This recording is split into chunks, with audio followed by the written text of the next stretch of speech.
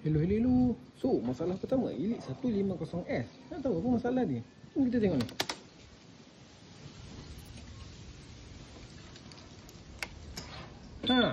Motor baru tapi tak boleh start. Apa benda ni? Jom kita komplain.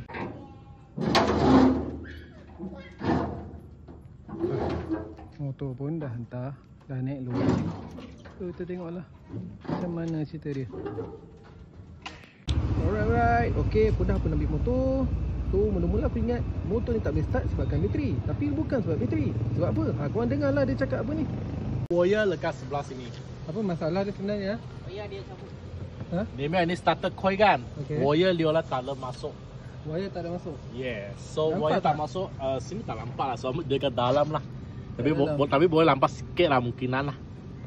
Wire untuk starter coil tak masuk? Starter coil wire dia tak masuk. Oh ya. Dia taruh macam saja. Dia tak ada clip. Dia tak clear habis lah. Yeah. Itu Lepas tu dia saja? jalan sampai rumah bateri. Dia weak kan? Bateri tak lehat. Saya suruh okay, Maksudnya dia tak charge bateri tak? Dia Betul. tak ada charging. Oh. Itu saja. Itu saja Sebab masalah. wire clip tak habis saja? Tak clip. Lepas tu sekarang saya suruh clip. Ha. Saya ikat kabel tie. Oh. Sudah test lah? Saya suruh okay. Alright. Thank you. Ini tali saya dulu itu jam saya start ni. Rumah bateri punya voltage lekat 12 lebih sikit saja. Lepas tu sekarang saya suruh buat, saya ikat sekali saya naik sampai 14. 14 baru okey meh. Okay. Untuk ini mungkin dalam pasang itu jam lah. Okay.